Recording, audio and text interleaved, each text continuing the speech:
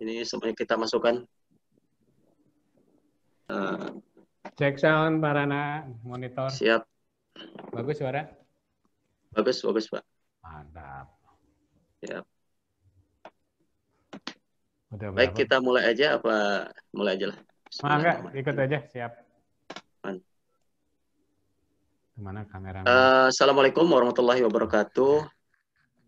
Kita mulai podcast pertama PPNI Kuwait ini. Alhamdulillah dengan orang yang spesial di Kuwait tentunya. Telah hadir di sini Bapak Dubes Bapak Trita Riyad. Nanti kita kupas semuanya tentang beliau. Sebelumnya saya ucapkan terima kasih Pak Dubes sudah berkenan melalui Ibu Patona tentunya. Saya ucapkan terima kasih juga. Sangat welcome ketika saya Japri PPNI Kuwait akan mengadakan podcast ini, podcast ala-ala Najwa Shihab dan Najwa Shihab dan Deddy Kobuser Pak Dubes. Jadi kita memang harus terbiasa dengan perubahan-perubahan di COVID di pandemik ini, yang awalnya seminar kita adakan secara langsung gitu ya, kita meminta permohonan dan selalu di ruangan KBRI tentunya di ini sekarang harus menyesuaikan dengan melalui daring. Sebelumnya saya ucapkan juga terima kasih kepada KBRI tentunya setelah memberikan bantuan selama pandemik ini, kemudian kepada diaspora Kuwait, perwira dan seluruh organisasi masyarakat di Kuwait. Total sekarang ini WNI yang terdampak COVID 110 Pak Dubes. 84 orang itu anggota kami, perawat, dan sekarang nambah lagi satu Pak Dubes, 85 orang. Jadi tapi alhamdulillah teman-teman bisa recover gitu ya. Dan mudah-mudahan pandemi ini bisa berakhir. Kemudian di sini sudah hadir beberapa ada rektor juga dari perguruan tinggi di Indonesia, kemudian ada praktisi keperawatan, kemudian salam juga untuk anggota PPNI Kuwait, perawat Indonesia, serta ada mahasiswa keperawatan Pak Dubes di sini.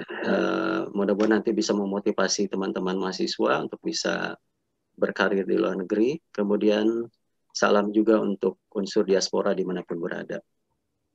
Jadi tentang podcast ini Pak Dubes, di PPNI sendiri, di Dewan Pengurus Pusat, kami sudah mengadakan sekitar 90 seminar selama pandemik ini. Dan kita alhamdulillah PPNI Kuwait ikut berkontribusi di 3 seminar, di mana pesertanya ada ratusan ribu, kita mengeluarkan sertifikat bersatuan kredit poin. Kemudian alhamdulillah waktu itu saya juga melakukan jadi perdana gitu. Saya sebagai panelis di DPP waktu itu tanggal 17 Maret di hari ulang tahunnya PPNI Kuwait, PPNI Indonesia. Dan setelah itu berlanjut di 90 lebih seminar. Kemudian susunan podcast kita ini kali ini kita ngobrol santai aja Pak Dubes. Sebenarnya Pak Dubes yang santai, saya yang kurang santai ini. Jadi nanti di akhir acara kita adakan 2 pertanyaan dan 10 menit sebelum penutupan nanti panitia akan men-share link evaluasi untuk sertifikat. Ini semua peserta akan mendapatkan sertifikat dan tapi untuk yang mendapatkan SKP hanya untuk anggota PPNI Kuwait karena terbentur dengan insya Allah nanti ke depan ada kerjasama kami dengan PPNI seluruh Timur Tengah, ada Qatar, kemudian ada Uni Emirat Arab dan Arab Saudi akan juga melakukan atau membuat suatu event seminar dan tentunya nanti ber-SKP, Satuan Kredit Poin. SKP ini nanti diharuskan karena untuk memperpanjang surat tanda registrasi yang pernah kita dulu sama Bu Oos itu. Nah, jadi setiap 5 tahun harus ada SKP PPNI seperti itu, 25. Jadi mau tidak mau kita harus memenuhi itu untuk memperpanjang STR. Baik Pak Dubes, langsung saja kita close the door dulu nih, gaya siapa? Deddy Kobuzer. Yang poin pertama gini Pak Dubes ya, mengenal lebih dekat dengan Pak Dubes karena Pak Dubes duta besar itu kan harus fasih beberapa bahasa gitu ya, Pak Dubes ya. Kita tes dulu Pak Dubes. Kumaha damang Pak Dubes?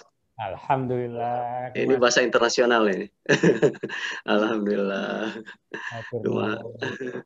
Ya, hatur nuhun atau tiasa sumping ke ya, podcast. Google Translator nih. Pase apa ente ya bahasa Sundanya Pak Dubes nih? Insya Allah. Insya Allah. Insya Allah, Masya Allah. Jadi Pak Dubes ini udah berapa bahasa yang bisa dikuasai Pak Dubes?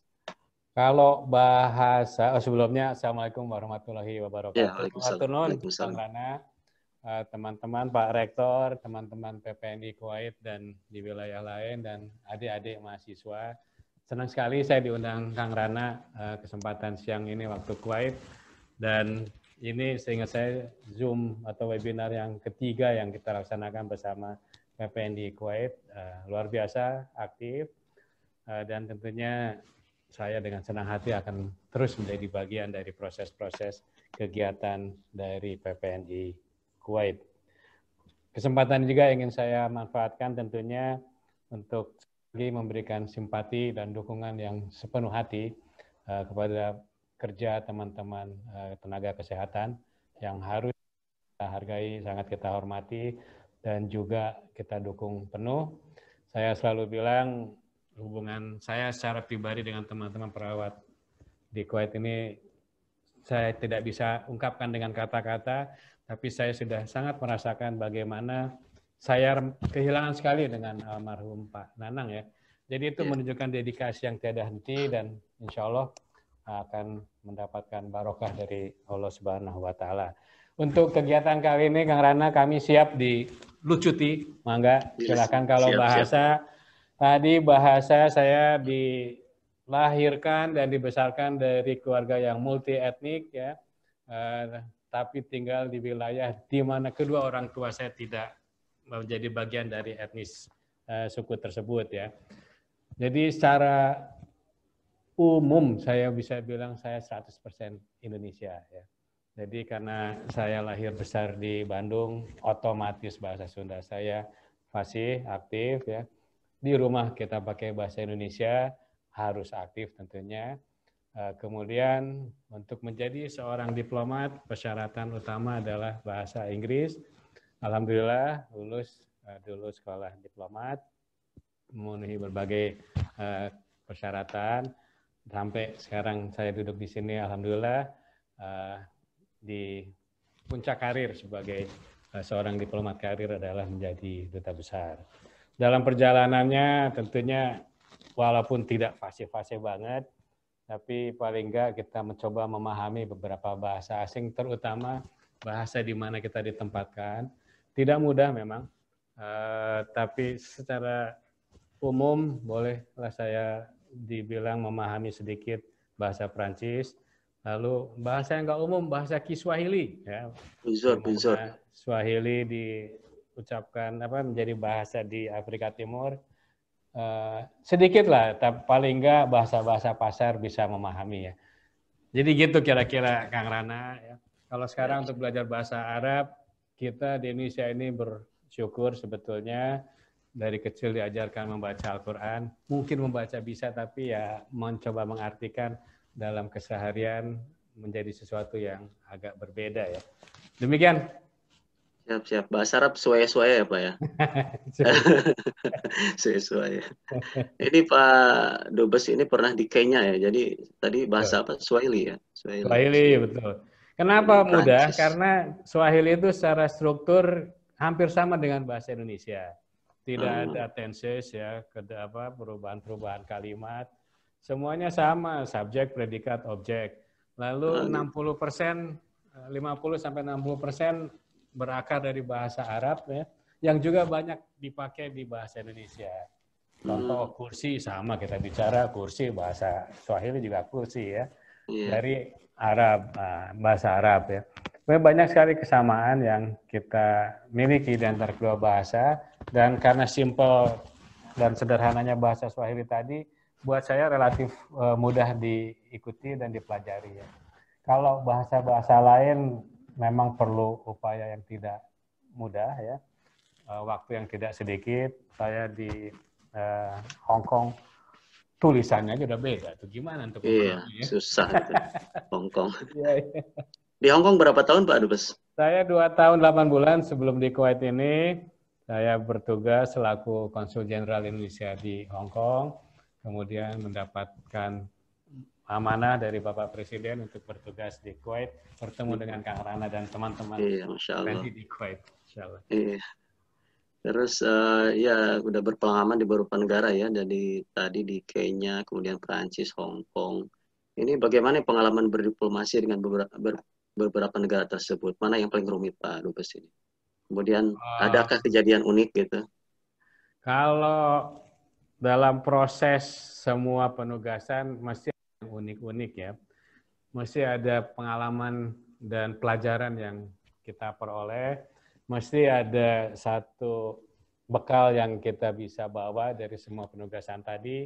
Tidak bisa digeneralisir, Kang Rana ya, tapi secara umum bahwa dari berbagai penugasan di beberapa tempat tadi, yang saya peroleh manfaat pertama adalah wawasan yang jauh lebih terbuka mengenai dunia, mengenai budaya-budaya, kemudian mengenai bagaimana kita berdiplomasi. Tentunya sangat beda berdiplomasi kita dengan orang Timur Tengah dibandingkan dengan orang Asia Timur. Tentunya berbeda kita bagaimana melakukan pendekatan kepada orang Eropa dibandingkan orang Afrika. Dan gaya keseharian itu memang tidak bisa kita samaratakan ya. Sebagai contoh, seumpama pola kita makan ya. Kalau di Prancis sangat tertib, ada 5 tahapan. Kalau di China atau di Arab ini, di wilayah Timur Tengah ini, ya semua bahasa semua nambru di meja, nambru, kita makan. ngaliwat. Makan ya, makan ya. Gitu. Jadi pakai tangan, pakai apa, bebas. Di Prancis ya tidak. Garpu aja ada 4 atau 3 minimal. Kemudian sendok, garpu apa ada 2, kemudian berbagai jenis pisau dan sebagainya. Nah, kita harus pelajari masing-masing fungsi dari alat-alat tadi. Kalau enggak, ya kita malu juga kalau kita salah menggunakan peralatan makan tadi ya. Ada pelajarannya ya, kita dibekali di Kementerian Luar Negeri, apa yang kita sebut dengan table manner. Semua diplomat sudah diajari cara makan yang betul ya, betul menurut kaidah-kaidah norma internasional secara umum. Tapi kan di beberapa negara nggak berlaku kaidah-kaidah tadi seperti di Kuwait ini atau di China, ya semua pakai tangan. Jadi kita harus fleksibel lah, intinya gitu dimanapun kita berada dan dengan siapa kita akan berhadapan, kita harus bisa mengadaptasi diri kita terhadap keadaan yang kita hadapi saat itu. Gitu. Jadi selama di Prancis dan di mana itu keluarga dibawa semua ya Pak ya, anak-anak gitu. Bagaimana kecuali itu? Di Kuwait ini, kecuali di Kuwait karena mereka sudah kuliah, anak-anak saya ikut. Waktu di Hong Kong, anak saya yang paling kecil ikut karena yang besar sudah kuliah. Jadi ya mereka ikut terus dari Afrika sampai terakhir di Hong Kong. Sudah 4 negara mereka jalani. Pada akhirnya umumnya ya, ini putra-putri diplomat, umumnya kalau sudah dewasa mereka inginnya di Indonesia. Ini umumnya ya. Indonesia. Jadi kedua putri kami memutuskan untuk di Jakarta saja sekarang ini. Baik. Mohon maaf panitia ini di mute.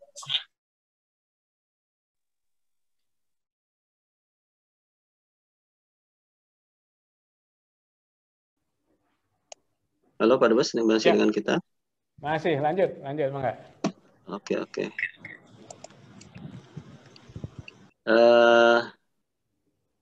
Ini nih tentang orang tua. Waktu saya takziah dulu banyak kita berbicara tentang almarhum ya, bapaknya Pak Dubes dulu seorang dosen Unpad. Kebetulan istri saya juga nih alumni Unpad dan Pak Dubes juga alumni Unpad ya. Iya. Kalau saya dulu nggak kesampaian Pak Dubes, dari kecil pengennya di Unpad, cuma nasib berkata lain Pak Dubes. Jadi mengenai almarhum ini seorang dosen, kemudian beliau Masya Allah sebagai jadi guru besar juga ya. di beberapa, termasuk di Unpad dan beberapa kampus. Kemudian saya dengar dari Pak Dubes pernah tinggal di gang, itu di mana tuh, di Jatinangor apa di mana, Pak? Di Bandung, Kang. Jadi, Di Pati Ukur. wah, nggak jauh dari kampus. Maksudnya Hmm, jauh dari tempat kerja ya. Saya yakin ya, waktu saya terlalu kecil untuk memahami, tapi sekarang saya memahami kenapa di situ, karena murah memang ya. murah ya. Dengan gaji ayah saya sebagai mungkin dosen muda Terus ya. waktu itu, anaknya sudah 3, 4, ya tidak ada pilihan barangkali untuk menghemat hidup ya dengan menyewa rumah yang sangat sederhana ya. Tapi perjalanan hidup saya tadi memang banyak mengajarkan saya bahwa segala sesuatu tidak akan kita peroleh dengan secara instan. Harus ada upaya kita untuk mencoba bekerja keras untuk meraih tujuan tadi. Dan saya rasa itu diajarkan oleh ayah saya. Mungkin dari sisi materi tidak terlalu banyak yang beliau tinggalkan, tapi paling tidak dari sisi bekal hidup, saya rasa jauh lebih dari cukup. Yang selalu saya ingat adalah bahwa kamu akan sukses kalau kamu bekerja keras ya. Jadi tidak ada sukses yang datang dengan serta-merta tiba-tiba jatuh dari langit. Ya, jadi itu yang terus beliau tekankan, termasuk pilihan bidang studi, silakan aja lakukan apa yang kamu Bebas senangi ya. untuk lakukan ya. Jadi sepanjang apa yang kamu lakukan itu kamu lakukan secara serius dan kamu dalami betul ya, yakinlah pasti akan jadi ya. Jadi ini sebagai cerita sedikit ya.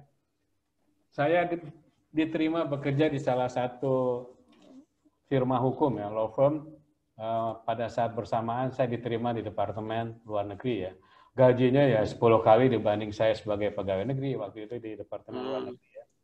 Saya konsultasi ke ayah saya, dia sampaikan seperti ini, kamu itu jangan sombong ya. Kamu kan sudah mengalahkan sekian ratus pesaing kamu. Kenapa begitu kamu terima kamu lepas? Karena alasan materi ya. Kalau tujuan kamu cari materi, ya sudah dari awal tidak usah ikut berkompetisi. Ya, itu saya betul-betul terhenyak dan menyadari betul, iya ya saya akan menutup kesempatan.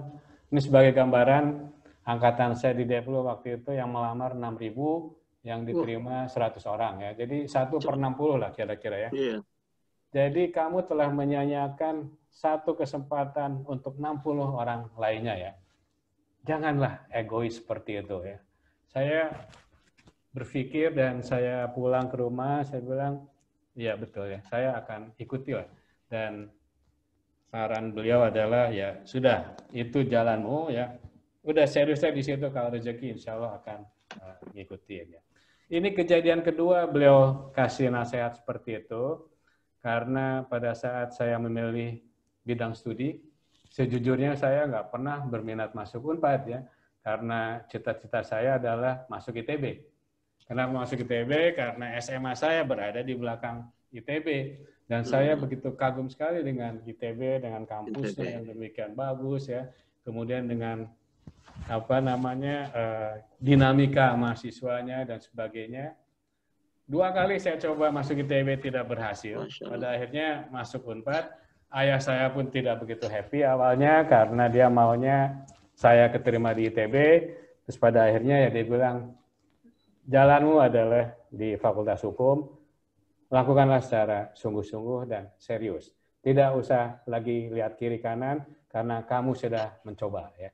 Itu kan jadi cerita sedikit mengenai pilihan-pilihan yang kita hadapi. Jadi intinya adalah bahwa mungkin pilihan tersebut tidak tepat, tapi begitu itu menjadi pilihan kita, ya mau tidak mau kita harus dalami dan kuasai betul.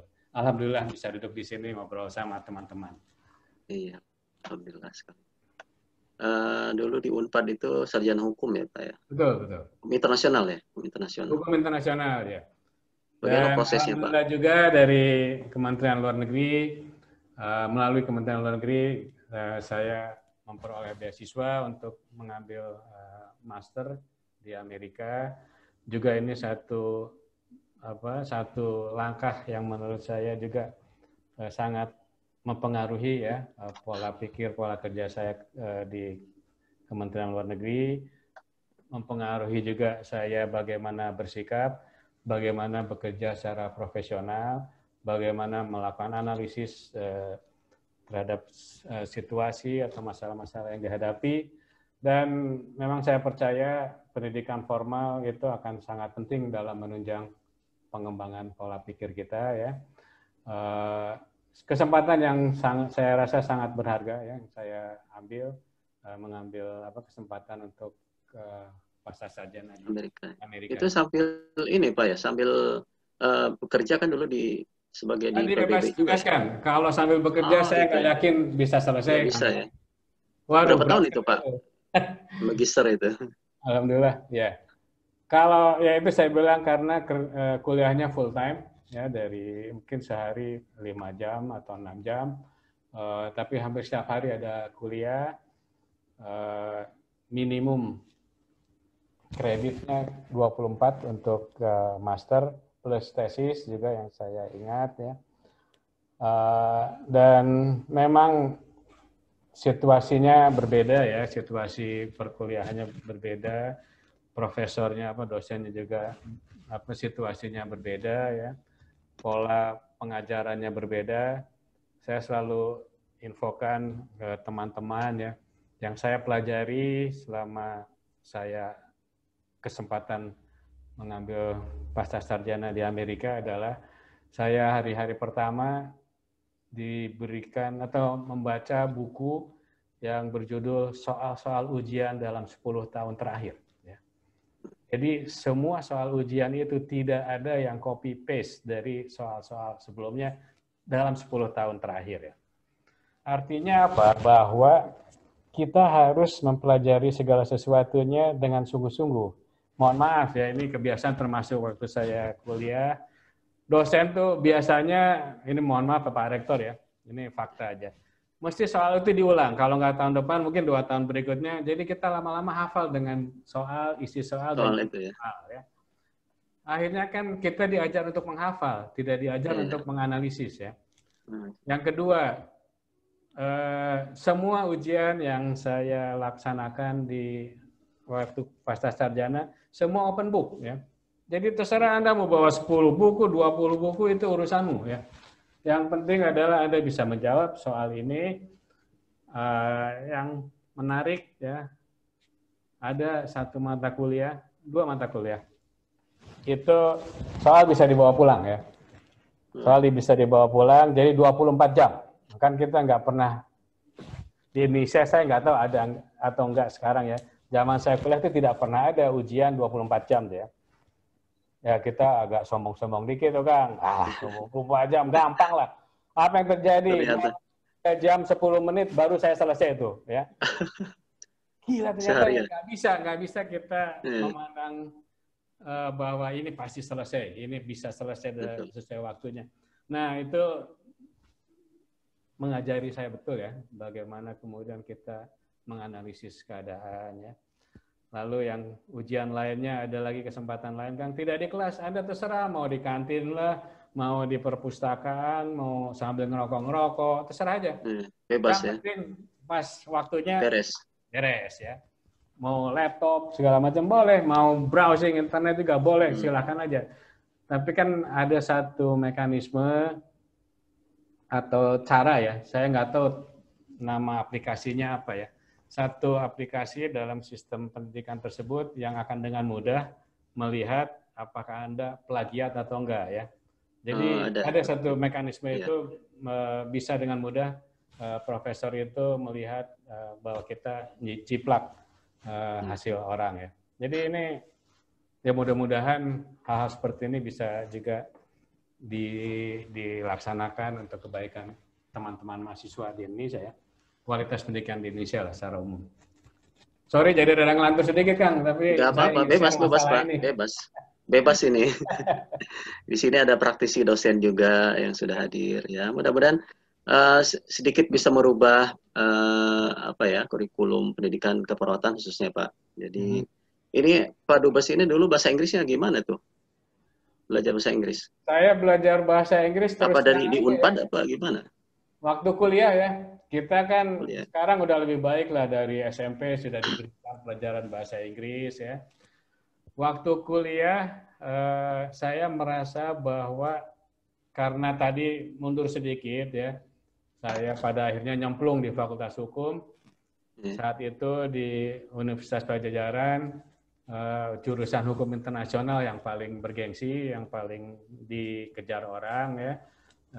Bukan karena gengsinya, tapi saya melihat, saya putuskan, saya bertekad pada diri saya ingin jadi diplomat ya. Untuk menjadi diplomat akan mudah bagi saya tentunya kalau saya mempelajari hukum internasional ya. Yang saya pelajari dalam proses tadi adalah dosen-dosen yang mengajari saya itu tidak pernah memberikan buku bahasa Indonesia ya.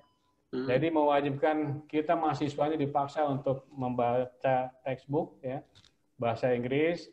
Jadi mesti di ransel saya itu ada 3 buku tuh ya. Kamus bahasa Indonesia Inggris, kamus Inggris Indonesia. Dulu nggak ada Google Kang ya. Sama buku ada kayak kita bilangnya buku kitab sucinya hukum internasional loh. Itu mesti ada ya di ransel saya itu. Jadi saya masih simpan bukunya itu, tiap halaman ada coret-coretan tuh ya. Ini artinya apa, ini artinya apa ya. Nah kemudian ya dipaksa setiap hari saya memaksa diri saya untuk terus baca dan baca. Lalu namanya bahasa itu memang nggak boleh pasif, kita harus juga bicara. Saya berteman dengan orang-orang asing di Bandung untuk melatih ya conversation saya berbahasa Inggris. Masuk Departemen Luar Negeri waktu itu namanya, juga terus terang aja pas-pasan aja tuh ya nilai bahasanya itu. Tapi waktu itu saya bilang sama diri saya sendiri, ini biduk baru ditancapkan ya, perjalanan masih jauh. Saya harus jauh lebih maju dari apa yang saya miliki saat itu ya. Oleh karena itu memang saya habiskan 3 tahun kurang lebih untuk persiapan dan untuk kuliah pasca sarjana. Pilihan yang tidak sulit karena teman-teman yang lain mereka berangkat penugasan tentunya dengan penghasilan yang lebih baik, tapi itu lain soal ya. Saya yakin waktu itu bahwa salah satu cara saya atau upaya saya untuk mendorong diri saya sendiri untuk maju adalah dengan mengambil kuliah di luar negeri yang berbahasa Inggris ya. Ini penting buat saya, buat karir saya yang berbahasa Inggris ini. Poin lainnya Kang, di grup beasiswa saya itu ada sekitar 60 orang barangkali ya. Saya pilih universitas di mana tidak ada satupun dari 59 lainnya yang pilih ya. Orang kan senangnya rame-rame nih orang Indonesia ya. Bareng-bareng gitu ya. Bareng-bareng yuk, bring ke sana, bring ke sini. Saya nggak mau apa yang terjadi untuk senior saya. Dia kuliah dia orang Bandung ya, orang Sunda. Dia kuliah di Australia, tinggal sama orang Indonesia selama 2 tahun, pulang lancar bahasa Jawanya, bukan bahasa Inggrisnya. Iya betul. Ini kisah nyata ini. Saya bilang saya nggak mau itu terjadi untuk diri saya sendiri ya. Lalu begitu sampai di Amerika, 6 bulan pertama saya tidak bergaul dengan orang Indonesia ya. Simply untuk memaksakan diri saya berbicara, menulis, ya berkomunikasi, berinteraksi dengan orang-orang asing ya.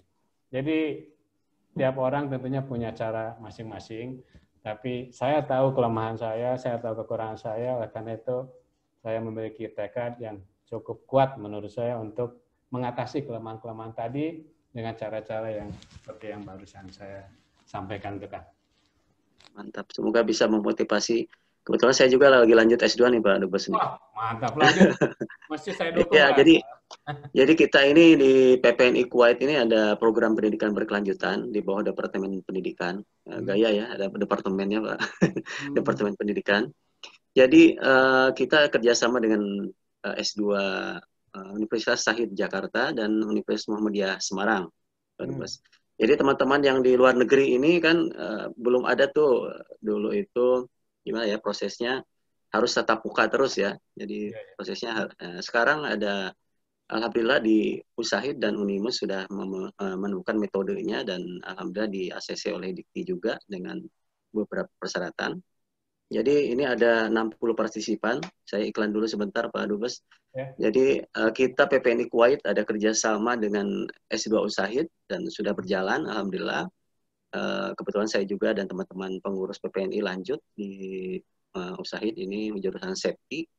Jadi teman-teman yang akan ataupun dari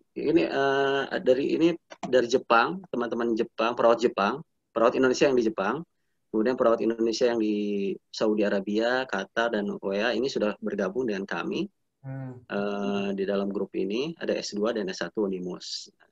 Jadi bisa memfasilitasi, bisa dikontak ini Pak koordinatornya Pak Homsah ataupun Mas Ocha di telepon nomor 965 5055 1252.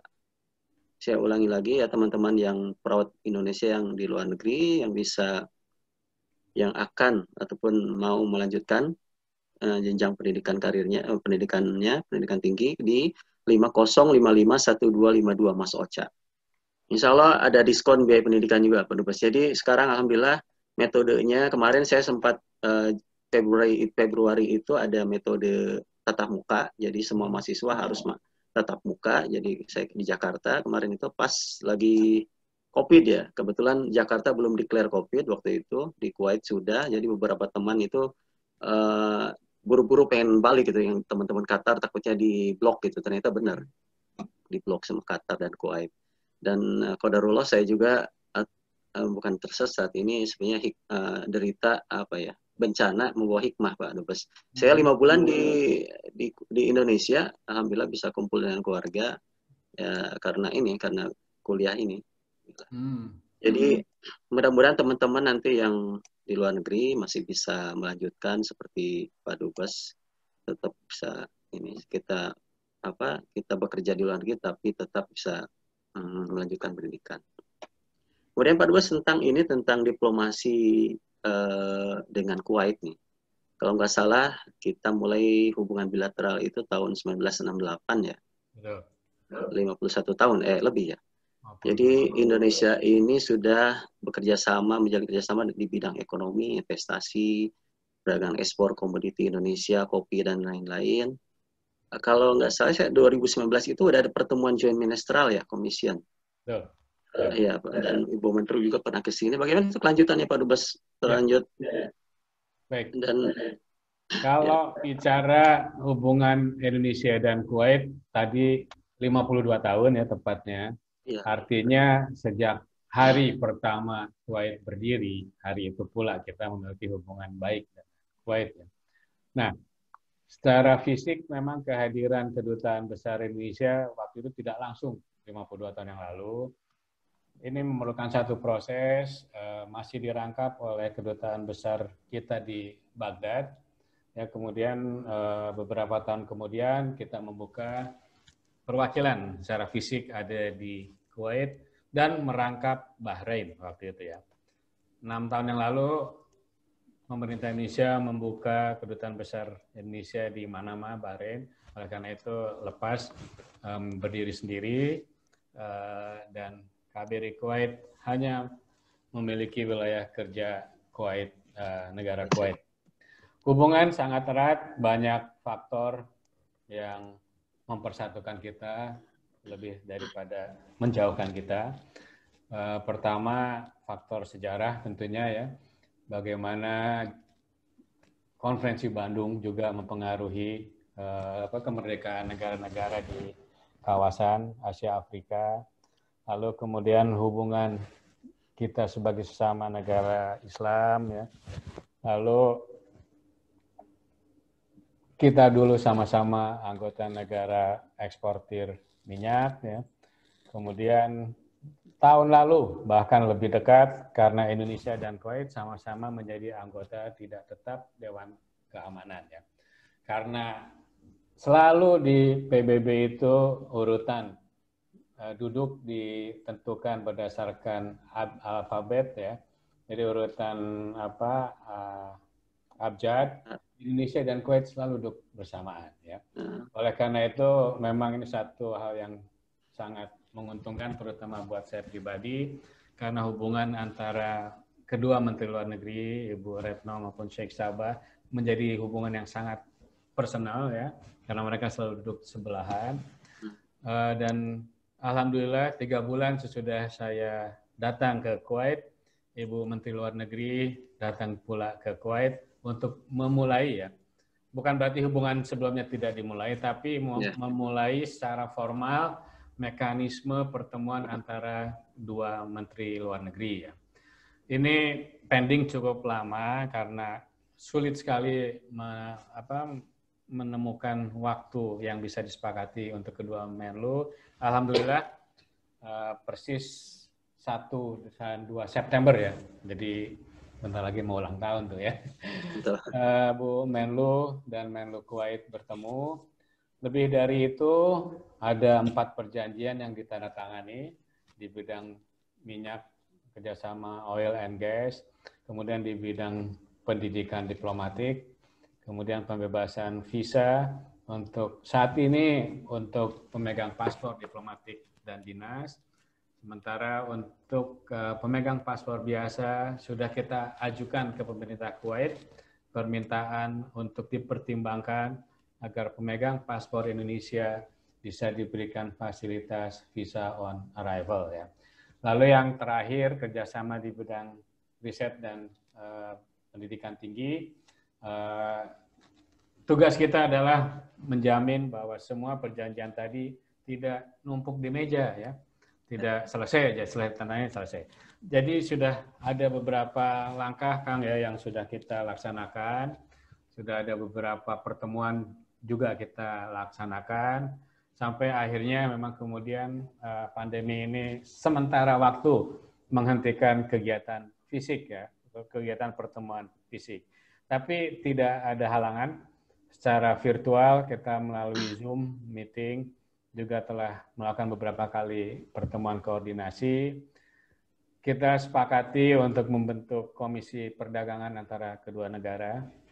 Kita sepakati pula untuk melakukan perundingan lagi di bidang penanaman modal asing ya, di kedua sisi. Saya juga senang sampai hari ini sudah ada sekitar 7 BUMN kita sudah akan berperan aktif dalam kegiatan-kegiatan proyek-proyek pembangunan di Kuwait.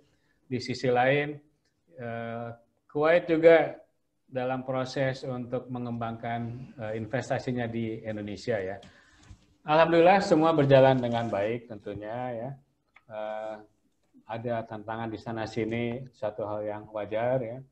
Tapi saya optimis bahwa kerjasama ini akan jauh lebih erat di masa-masa yang akan datang ya.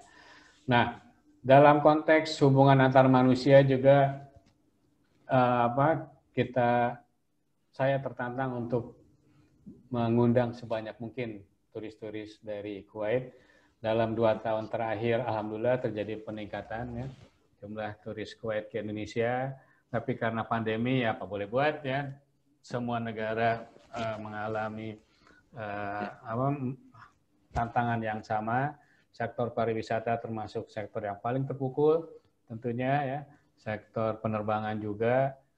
Ya ini kita hadapi bersama menjadi tantangan buat seluruh negara di dunia. Tapi bukan menjadi alasan bagi kita untuk tidak optimis dan alasan untuk menyerah ya. Banyak hal lain Kang ya nanti kita bahas kalau ada pengalaman lagi.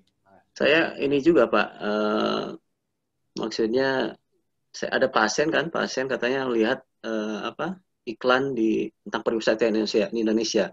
Itu kayaknya Pak Dubes yang itu ya, programnya Pak Dubes itu. Jadi udah sampai ke ini masyarakat Kuwait ini. Jadi pasien saya itu menanyakan, wah katanya halwa ini pariwisata di mana di Indonesia. Kamu lihat dari mana? Itu dari TV nasional ya, TV Kuwait. Wah ini kerjaan Pak Dubes ini kayaknya. Alhamdulillah. Alhamdulillah udah. Jadi ya alhamdulillah sudah 3 kali ya. 3 kali kita mendapatkan tempat khusus ya, program khusus yang pertama sekali bahkan selama 30 hari ya. Jadi saya undang 5 orang wartawan Kuwait berkunjung ke Jawa Barat, ke DKI, kemudian kita undang ke tempat-tempat yang kalau Bali mungkin sudah Udah dikenal. biasa ya. Saya ajak mereka ke Puncak, Puncak ya Pak, kemudian mereka ke Garut, sukanya. kemudian ke Gunung Papandayan, ya, Pandayan. Malabar dan sebagainya, lalu Sukabumi ya. Kita cobalah beri gambaran lain bahwa Indonesia bukan hanya Bali ya.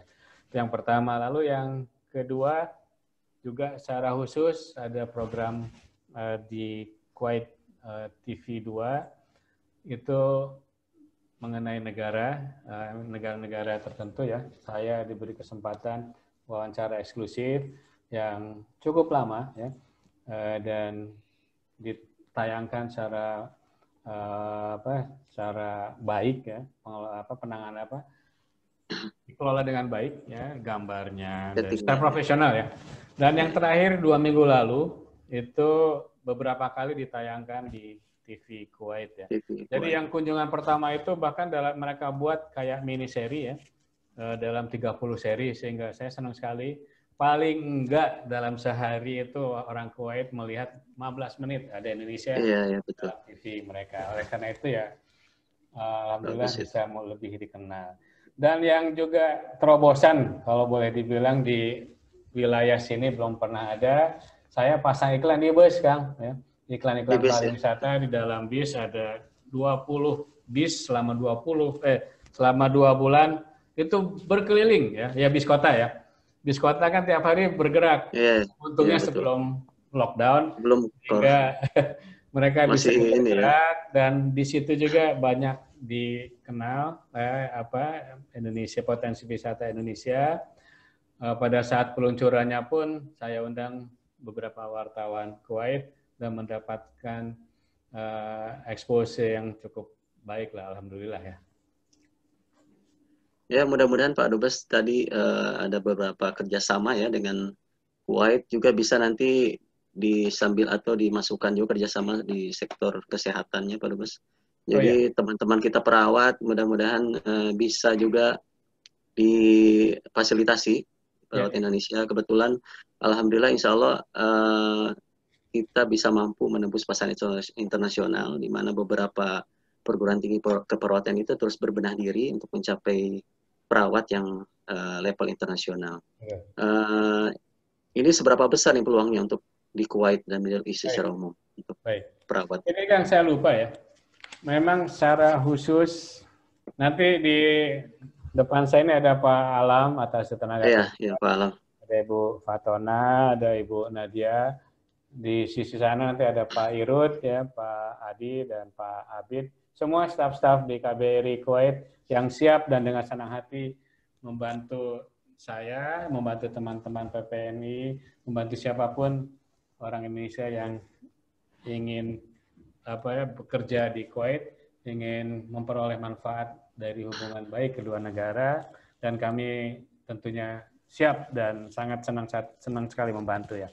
Saya mulai Kang dari 1 Juli 2019 ya. Saya diterima oleh Yang Mulia Emir Kuwait ya.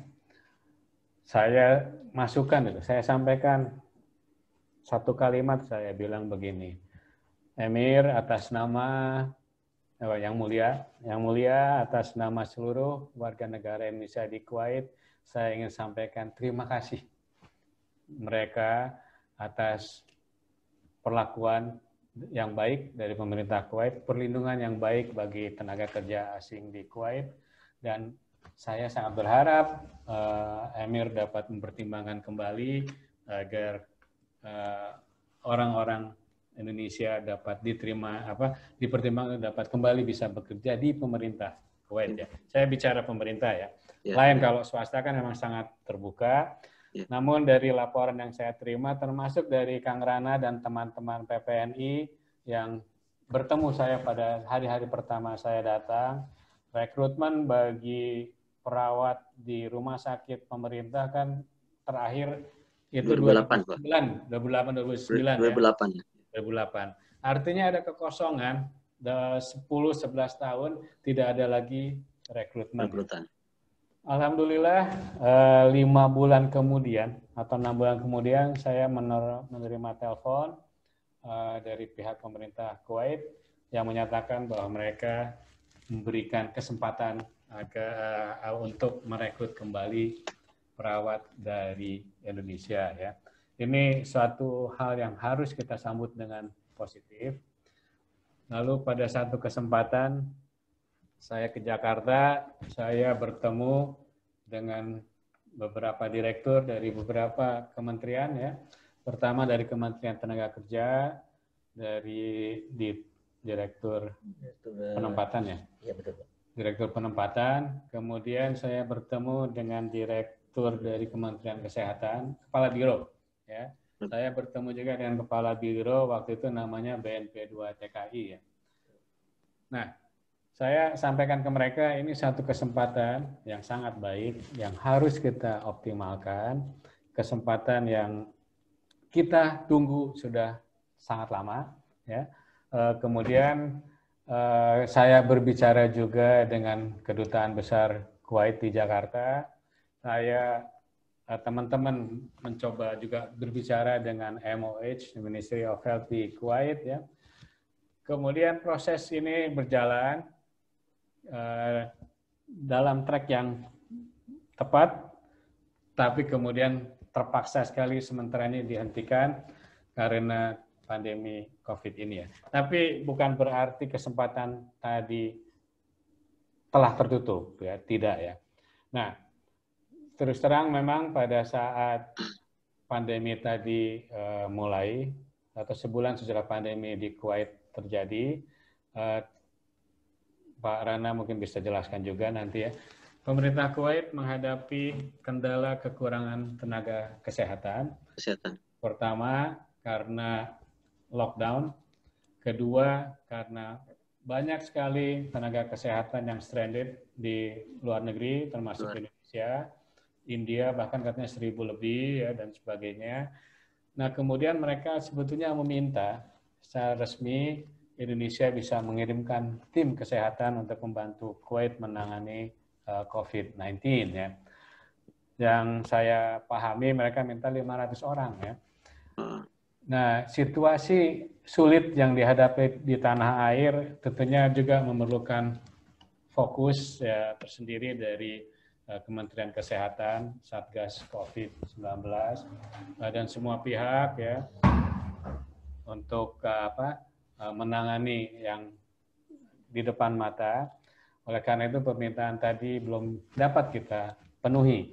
Kita lihat sama-sama Kang ya, kan ada yang datang tim dari Bangladesh minggu lalu, dari Kuba. Pak. Ya. Nah, jadi memang mereka ya wajar karena keterbatasan jumlah tenaga kesehatannya mencoba meminta bantuan dari negara lain, termasuk dari China ya. China sudah mengirimkan tim kesehatan dan peralatan ya. Ini yang belum bisa kita penuhi. Tapi untuk perawat yang bekerja di rumah sakit pemerintah, insya Allah ya, saya, Pak Alam, Bu Fatona, Bu Nadia akan terus bekerja dengan teman-teman di Indonesia sampai suasana membaik tentunya ya. Baik. Saat ini ya secara moral tentunya kan tidak nyaman juga kalau kita mengirimkan orang sementara di dalam negeri masih dibutuhkan ya. Jadi kewajiban utama memang adalah menjamin bahwa pelayanan kesehatan tidak terganggu di dalam negeri ya. Itu kan posisi sampai saat ini ya. Iya baik, makasih Pak. Kebetulan saya dapat kabar nih dari tim COVID-19. Di COVID-19 PPNI punya data Pak, insya Allah katanya ada beberapa perawat yang bisa maksudnya sukarelawan yang belum terserap di seperti rumah sakit yang COVID-19 di Wisma Atlet ya. Jadi kita itu tim COVID-19 DPP PNI merekrut atau membuka rekrutmen untuk perawat-perawat Indonesia, dan alhamdulillah ternyata banyak sekali ininya sambutannya dari perawat-perawat yang ingin menjadi sukarelawan. Nah, mungkin nanti saya bisa kontak dari Pak Ketua Umum. Baik. Dan mudah-mudahan mungkin Pak Dubes bisa juga diplomasi dari Ministry of Health untuk bisa mendatangkan perawat-perawat Indonesia yang perawat Indonesia. Kebetulan saya juga minta ini Pak bantuan untuk Pak Dubes, mungkin Pak Alamsa. Kita asalnya yang stranded itu ada 28 atau 30 orang termasuk saya. Kebetulan ada 22 teman perawat under MOH itu masih stranded di Indonesia. Kalau saya alhamdulillah dapat jalur khusus ya, Pak Dubes ya. Jadi ketika Kuwait masih lockdown, ada surat atau list dari DGCA atau Direktorat Jenderal of Civil Aviation. Ketika itu saya masuk, tinggal bawa surat itu aja ketika check-in di Qatar Airways waktu itu. Alhamdulillah, jadi okay to board dan tanpa ada pemeriksaan tes COVID, tes PCR ataupun lain-lain, seperti biasa lancar. Waktu nyampe di Kuwait Airport baru di tes swab. Nah, mudah-mudahan KBRI bisa memfollow up data-data teman yang stranded ini. Kebetulan ada 5 orang yang ikomahnya sudah expired Pak Dubes. Kebetulan ini juga ya. Mudah-mudahan bisa di follow up ke KBRI Embasi Kuwait di Indonesia seperti apa kelanjutannya. Di samping kita juga tetap saya sendiri jadi PPNI Kuwait menganjurkan ke teman-teman untuk mengapproach departemennya masing-masing supaya mereka itu bisa mendaftarkan namanya yang stranded ke MOH. Kebetulan kemarin di follow up oleh Pak Homsah dan Pak Homsah ke Undersecretary MOH katanya sudah collect nama-namanya itu, tinggal menunggu dari DGCA-nya itu. Tapi kebetulan masih menunggu juga. Nah, mudah-mudahan nanti ada kejelasan kabar dari Embasi Kuwait di Indonesia. Pak Dubes, kami menunggu ininya dari KBRI. Kemudian ini juga tentang rekrutan perawat ini sangat mempengaruhi karena kebetulan tadi saya sedikit baca majalah Times itu. Jadi bakal ada eksodus besar-besaran ya, ekspor terlihat ke beberapa negara asalnya ya Pak Dubes ya.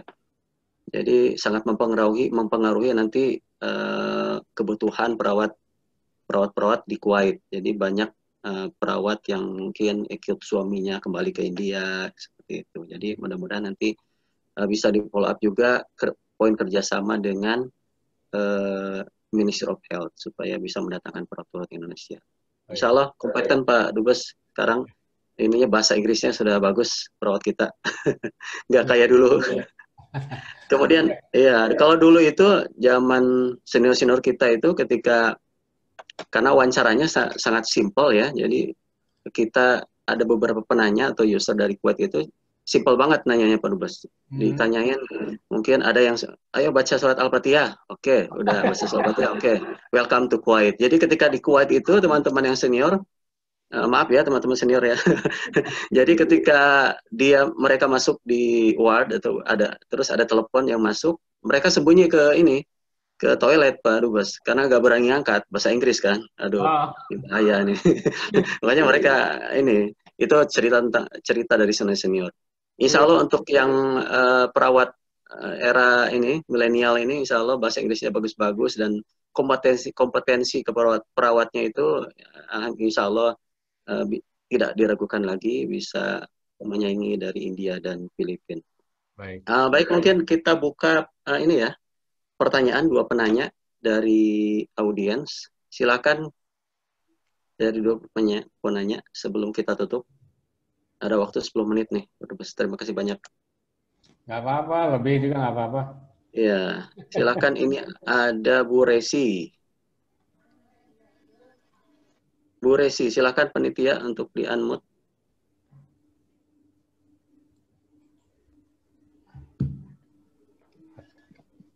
Ya, silakan.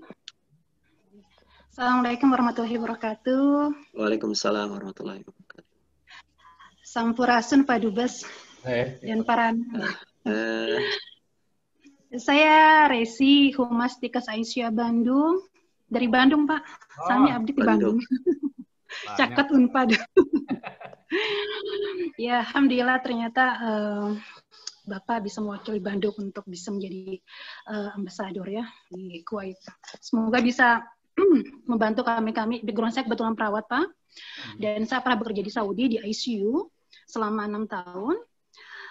Sekarang S2-nya kebetulan saya di komunikasi bisnis. Jadi saya berniat bagaimana teman-teman yang di perawat itu bisa go internasional di rumah sakit ataupun di perusahaan seperti yang besar, Pak, kayak Aramco ya kalau di Saudi itu. Dan memang kalau Aramco itu gajinya luar biasa tinggi, itu petrol company.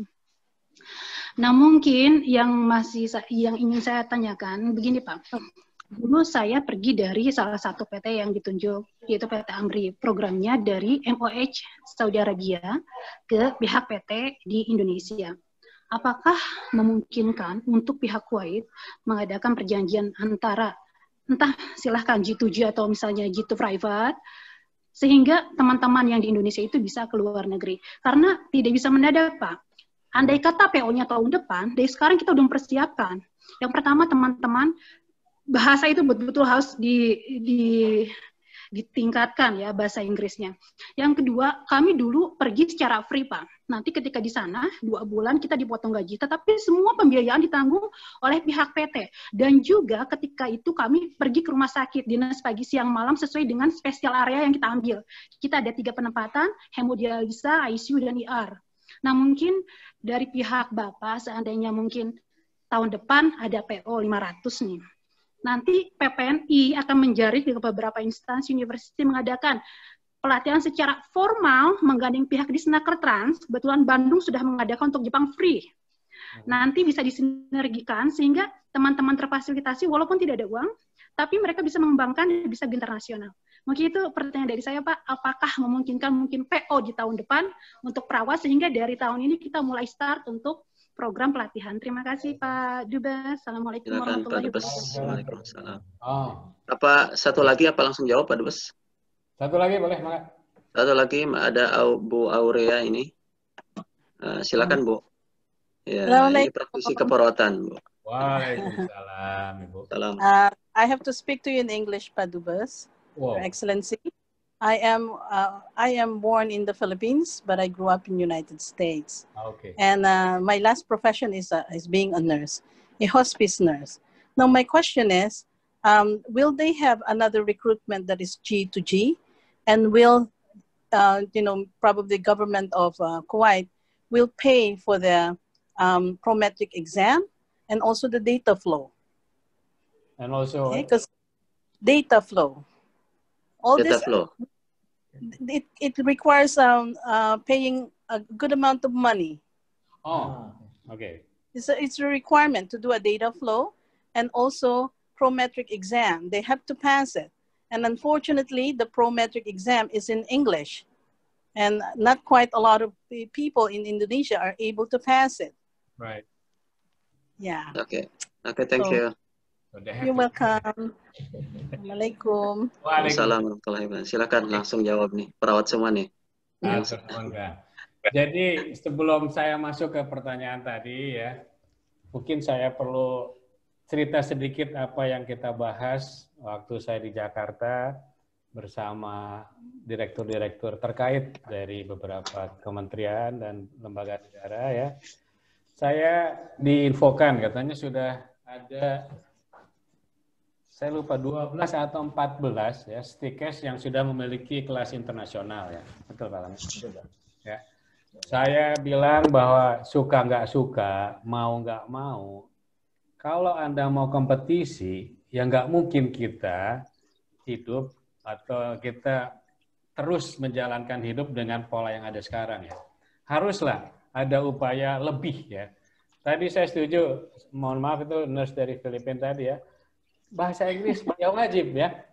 Bagaimana kita mau kerja di luar negeri kalau nggak bisa bahasa Inggris? Kedua, bahasa Inggris jangan berbeda barangkali nanti sebagai diplomat, sebagai dokter, sebagai nurse, dan sebagainya. Kan yang penting bahasa Inggris yang digunakan di profesi masing-masing ya. Nah artinya juga tidak perlu bahasa Inggris untuk menulis seumpama ya, tapi bahasa Inggris di bidang kesehatan, di bidang pelayanan publik ya. Tadi seperti tadi angkat telepon, yaitu kan basic yang harus dipahami dan dikuasai ya. Saya juga senang diinfokan bahwa di luar 14 tadi ada kayak simulasi-simulasi internasional ya, yang saya pahami kelas itu kemudian dibikin, oke, ini anggap aja rumah sakit di luar negeri, Anda punya pasien orang asing ya, coba mulai praktekkan di situ. Tapi 14 dibanding jumlah seluruh stikes yang ada memang relatif kecil ya. Tapi bahwa kalau tidak dimulai dari 14, ya tidak akan pernah bisa memulai ya. Oke, kemudian nanti untuk disnaker dan sebagainya saya akan minta Pak Alam untuk sampaikan ya.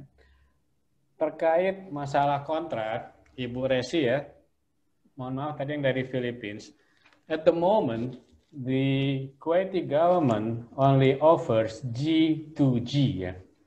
Jadi this is something that they are willing to see is being done between Kuwait and Indonesia. Yeah.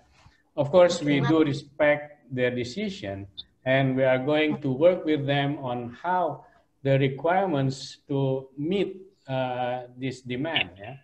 Correct. At the moment, we are still waiting. In fact, we have been inviting colleagues from the MOH of Kuwait to come to Indonesia. But March, it's been lockdown here in Kuwait.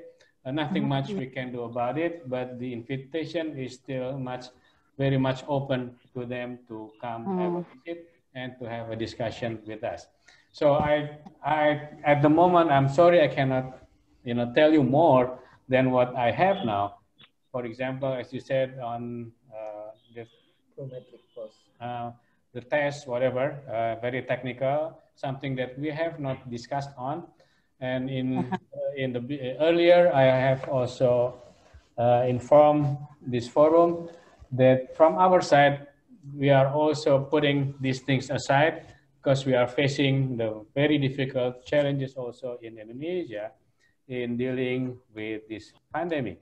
So it doesn't mean that we stop here, because someday I'm sure that this situation will be lessened and lessened. Then when things getting back to normal, we are going to run to achieve our goals. So I will be working with PPNI, I will be working with the Ministry of Health in Indonesia, I'll be working with the Ministry of Manpower in Indonesia, and other relevant agencies to make this happen. Yes, it will not happen one day, 1 week, or 1 year. It needs some time.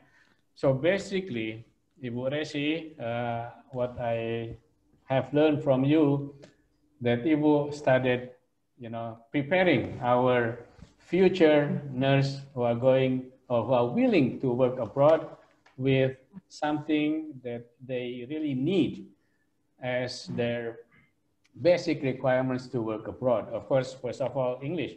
English is a must. So to make it simple, for example, just try to have your TOEFL score, let's say 500. I think let's start with that. So somehow 500 score in TOEFL is considered good enough to work abroad.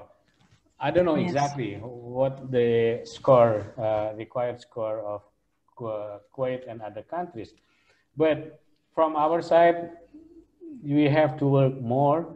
We have to spare extra, effort, and of course, we have to know also a different culture and different, different world, different culture to be specific. Indonesian cultures are different with Middle East culture and so on and so forth. So not only language, what I'm trying to share with you, also prepare our manpower, the cultural aspect of people that who are going to be served in this profession. This is also very important because, as someone who are very new working on living abroad, culture shock is something that is very challenging. Yeah. Correct. Bu Resi in Saudi Arabia, I'm sure we have experienced all of this process. As a diplomat, I had also some challenges in facing this different culture of countries that I serve or countries I visit. It's normal. So especially when you are going to stay in that place for long. We are not talking. I'm not talking as tourists. Tourists come 1 week, finish. So you don't need to think much about this different culture, different behavior, and so on and so forth.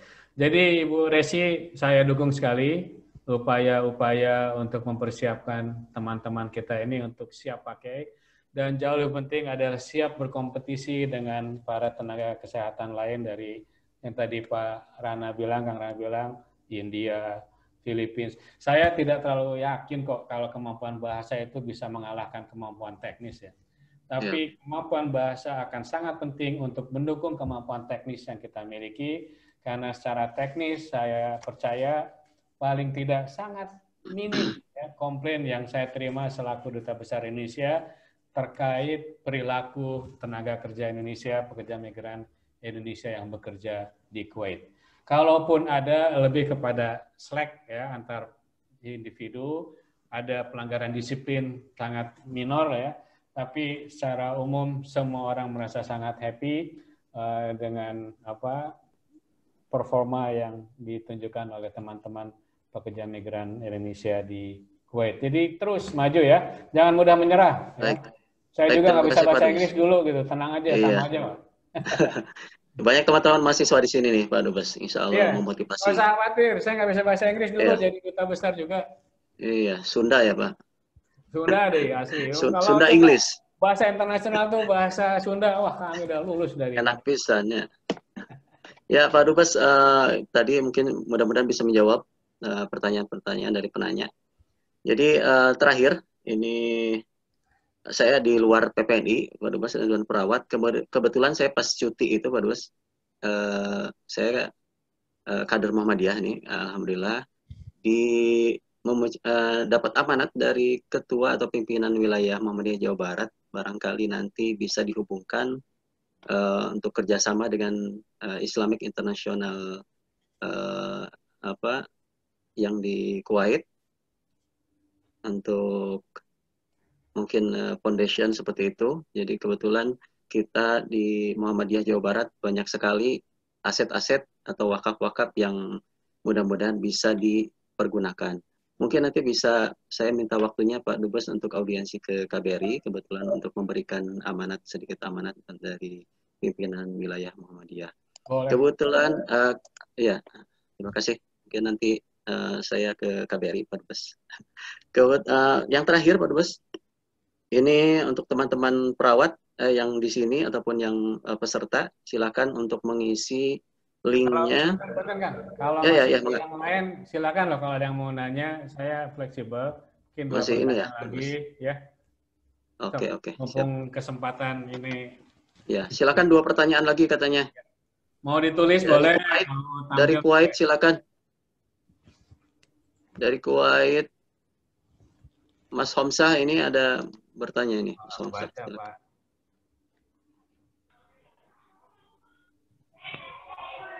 Mas Homsah silakan.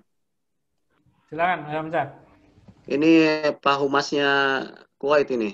Ini tiap hari mengupdate terus. Masya Allah. Nggak ada ya? Ada pertanyaan itu, salah lihat Mas Rana. Itu Mas Igo. Silakan Mas Siapa? Igo. Mas Igo. Silakan Mas Igo. Assalamualaikum warahmatullahi wabarakatuh. Waalaikumsalam warahmatullahi wabarakatuh. Terima kasih kesempatannya. Pak, saya ingin bertanya.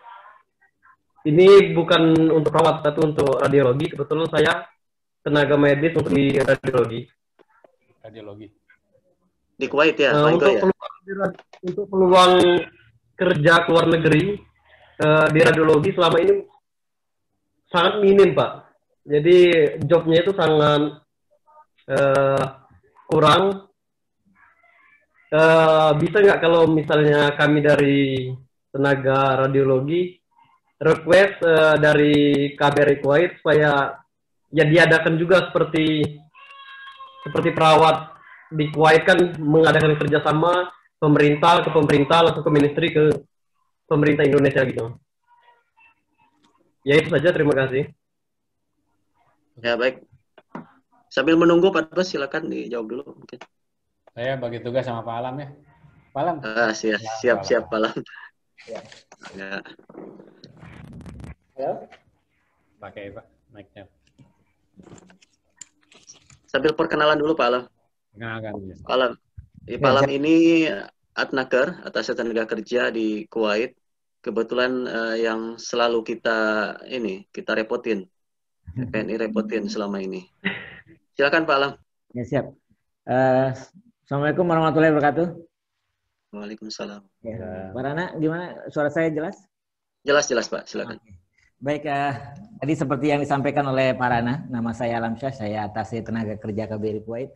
Tadi mungkin menambahkan dari apa yang telah disampaikan oleh Pak Dubes tadi, masalah peluang kerja dan menyambung dengan pertanyaan terakhir dari Mas Igo tentang peluang kerja di radiologi yang menurutnya sedikit minim ya.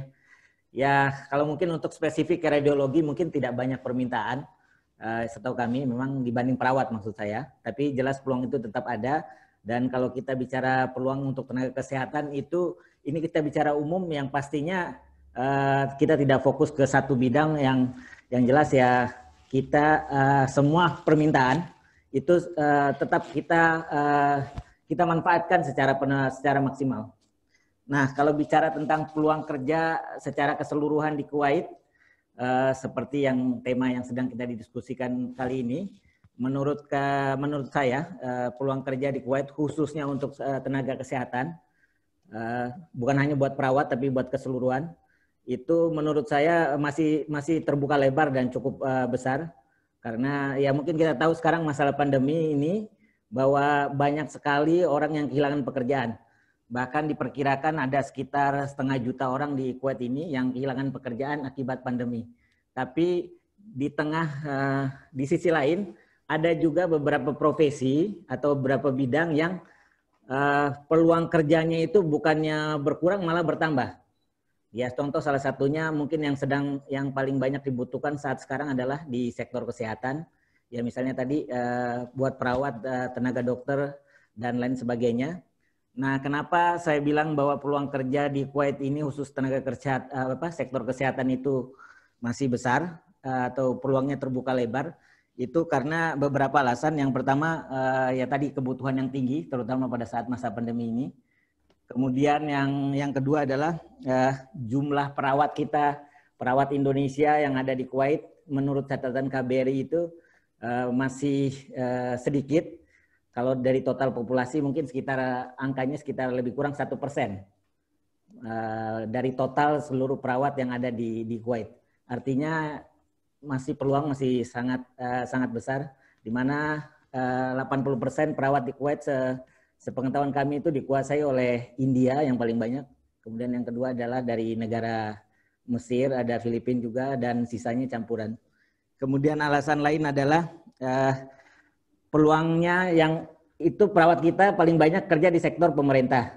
Nah, tapi sektor swasta selama ini di Kuwait itu juga belum tergarap secara maksimal. Jadi ini juga peluang besar buat kita untuk tidak hanya bekerja di sektor pemerintah, tapi untuk di rumah sakit swasta juga. Kemudian yang lain juga menurut kami yang menjadi menarik adalah tawaran gaji yang ditawarkan oleh sektor kesehatan khususnya perawat di Kuwait ini. Menurut pengetahuan kami itu relatif lebih tinggi atau cukup menarik dibanding dengan negara-negara lainnya. Nah, selain itu juga profesi perawat atau tenaga kesehatan khususnya perawat ini untuk masyarakat Kuwait kayaknya bukan sebuah profesi yang menjadi favorit mereka. Artinya ini 90% lebih tenaga kesehatan khususnya perawat itu adalah orang asing kalau di Kuwait ini. Jadi artinya peluang kita sebagai orang asing di Kuwait ini masih sangat besar gitu. Kemudian yang mungkin yang terakhir Yang terakhir, alasan yang terakhir adalah kalau menurut saya yang ini menjadi sebuah keunggulan komparatif kalau menurut saya dibanding saingan dibanding negara lain, khususnya dari India. Saya mohon maaf, saya tidak bicara tentang masalah SARA. Jadi salah satu keunggulan kita orang Indonesia itu, perawat Indonesia, adalah bahwa kita kalau di Kuwait ya, karena kita sebagian besar itu perawat kita beragama Islam atau Muslim. Jadi ini menurut saya menjadi sebuah faktor yang menjadi menjadi keunggulan atau daya tarik sendiri buat kita perawat yang berasal dari Indonesia. Jadi itu beberapa alasan menurut saya kenapa peluang kerja untuk sektor kesehatan, khususnya profesi perawat di Kuwait itu masih sangat besar, bahkan di tengah pandemi saat sekarang juga. Makasih Mas Rena. Baik, terima kasih. Mudah-mudahan bisa menjawab. Mungkin langsung aja ke ini ya. Satu lagi, punten kan? Satu lagi, ini boleh. Siapa ini? Dari Kuwait ini. Oke, sebentar. Silakan. Enggak, Pak. Saya minta Pak Irud boleh ya, Pak Irud mungkin share mengenai langkah-langkah yang sudah dilakukan KBRI, terutama dalam mencoba membantu kawan-kawan yang stranded di Jakarta. Saya rasakan yang dirasakan Kang Rana. Saya pun pulang untuk tujuan penting kemarin ke Jakarta. Belum ada pengumuman bahwa Indonesia akan masuk dalam daftar negara yang akan ditolak masuk. Namun pada saat saya sudah di Jakarta, ternyata dikeluarkan daftar tadi ya. Ini membuat situasi menjadi lebih sulit ya. Tapi bukan berarti kita menyerah, Kang ya. Mungkin saya minta Pak Irud share apa yang sudah kita lakukan ya. Saya juga merasa bahwa teman-teman terutama tenaga kesehatan yang stranded di luar negeri ini seharusnya memang diprioritaskan untuk kembali gitu ya. Silakan Pak Irud. Silakan Pak Irud. Baik, terima kasih Pak Dubes. Mohon izin Pak Rana, Bapak dan Ibu sekalian. Mungkin sedikit menambahkan mengenai upaya-upaya yang sudah kita coba lakukan sebagai perwakilan pemerintah di Kuwait. Jadi memang ini kebijakan yang diberlakukan oleh pemerintah Kuwait yang tentunya di luar dari kemampuan kita, karena memang itu kedaulatan mereka. Nah, jadi beberapa upaya yang telah kita lakukan untuk yang stranded dulu. Yang pertama itu kita melakukan pendekatan, tentunya sesuai dengan arahan Bapak Duta Besar, pendekatan ke kolega-kolega kita di Kementerian Luar Negeri Kuwait dan juga Kedubes Kuwait di Jakarta. Kita tidak hanya melakukan pendekatan informal, tapi secara formal kita juga melakukan pendekatan antara lain dengan mengirim nota diplomatik.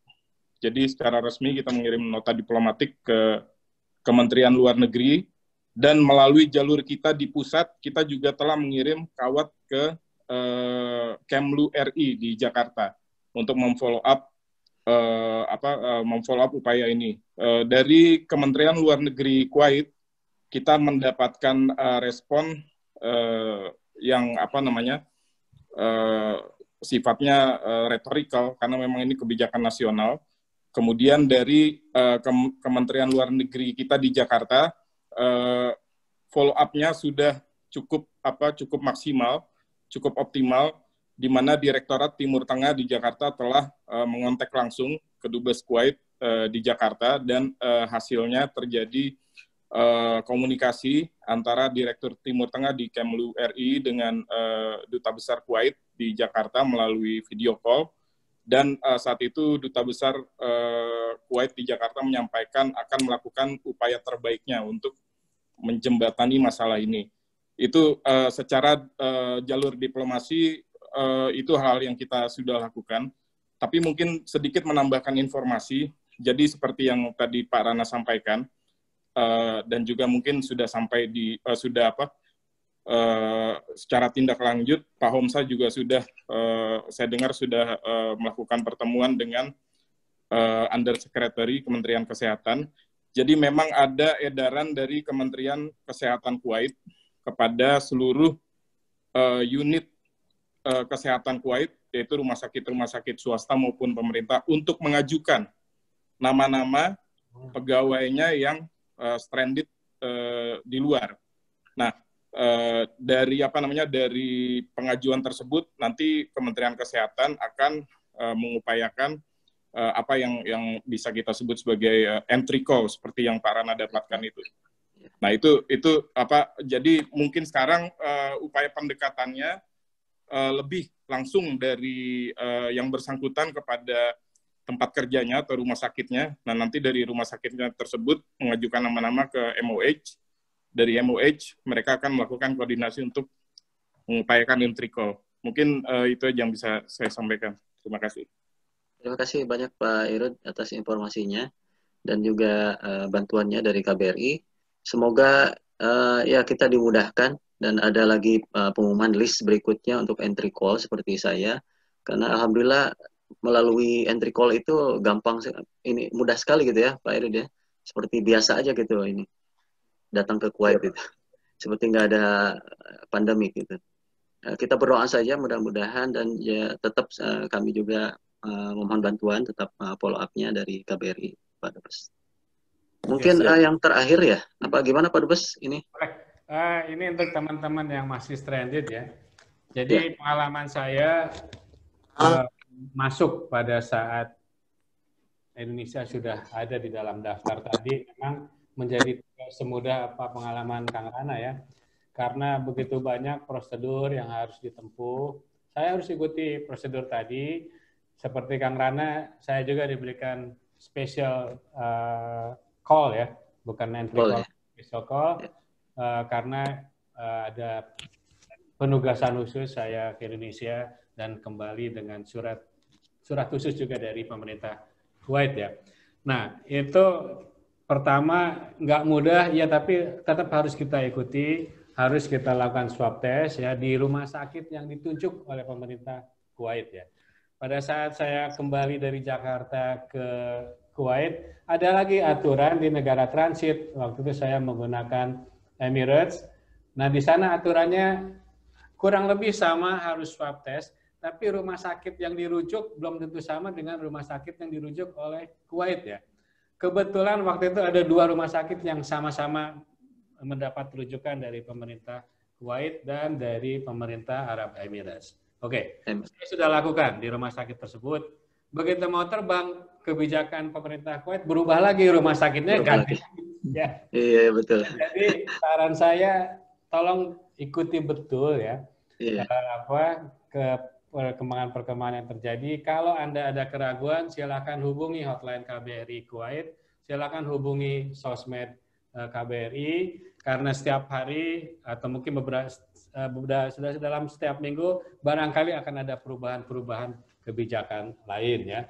Nah, selain itu sebetulnya hari ini hari terakhir saya karantina rumah ya, karena aturannya adalah 14 hari Anda harus tinggal di rumah. Ada kewajiban lagi kita harus mendownload aplikasi dan setiap 3 jam Slonek Pak. Betul. Ya kita ikutilah ya. Bagaimanapun kita adalah tamu di negara ini, ya kita ikuti ketentuan-ketentuan dari tuan rumah ya.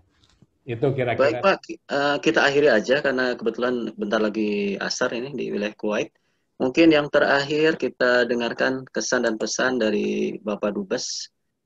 Sebelumnya saya ucapkan terima kasih kepada Ibu Patona, Pak Alamsyah, Pak Irun, dan seluruh staf KBRI. Silakan Pak Dubes, kesan dan pesan untuk perawat Indonesia baik di Kuwait pun Indonesia.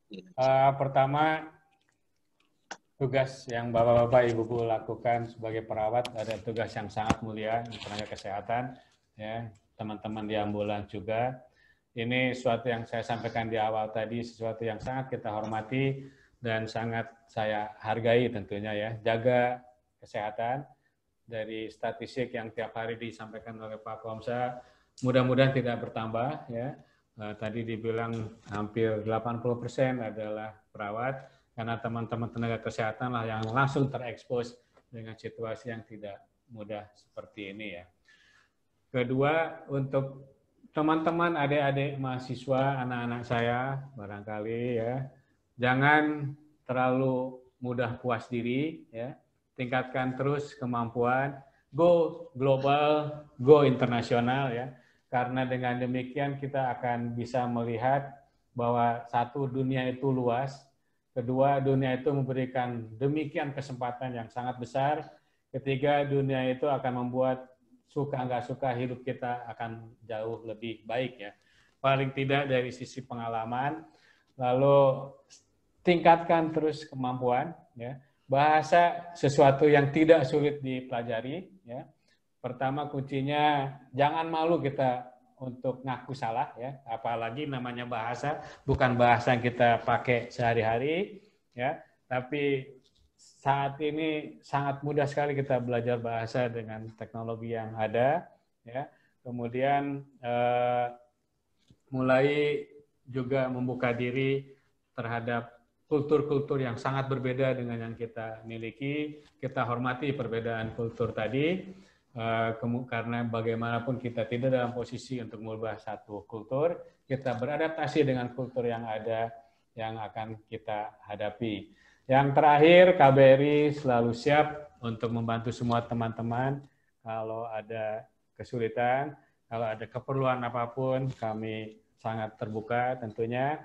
Juga kami sangat terbuka atas masukan dan kritik, tapi percayalah bahwa kami di KBRI Kuwait City melaksanakan semua tugas ini dengan hati dan dengan senang hati ya. Don't worry, sukses selalu Kang Rana dan semua PPNI Kuwait dan semua PPNI dunia, dan sukses untuk adik-adik mahasiswa di Indonesia. Wassalamualaikum warahmatullahi wabarakatuh.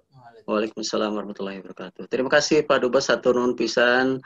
Insya Allah ini untuk acara minggu depan kita kalau sekarang ini kita berhasil mewawancari alhamdulillah orang nomor 1 Indonesia di Kuwait. Nanti minggu depan Pak Dubes ada insya Allah PPNI Kuwait akan melaksanakan podcast juga dengan orang nomor 1 perawat Indonesia yang di Indonesia. Jadi ketua umumnya PPNI insya Allah Pak Hari Padilla akan kita undang juga. Iya siap Pak Dubes. Belum pernah ketemu ya, kemarin pernah ke Kuwait. Yang itu datang itu salah satu ketua ya. Belum. Siapa Pak? Oh ya Pak Dedi itu ya, ketua DPP bidang organisasi. Iya, salah satu. Ya, insya Allah mudah-mudahan nanti ada kesempatan. Terima kasih kepada teman-teman peserta podcast pertama PPNI Kuwait. Mudah-mudahan ini podcastnya bisa menginspirasi. Dan bagi teman-teman yang belum mengisi, silakan mengisi. Insya Allah sertifikatnya langsung direct dikirim ke emailnya masing-masing. Terakhir, ucapkan terima kasih lagi pada Pak Dubes, Bu Fatona, Pak Lamsah, Pak Irud. Mudah-mudahan terus kita bekerja sama dan insya Allah mudah-mudahan kita berdoa pandemik ini selesai. Kita akhiri saja Pak Dubes. Wabillahi taufiq wal hidayah. Wassalamualaikum warahmatullahi wabarakatuh. Terima kasih semuanya.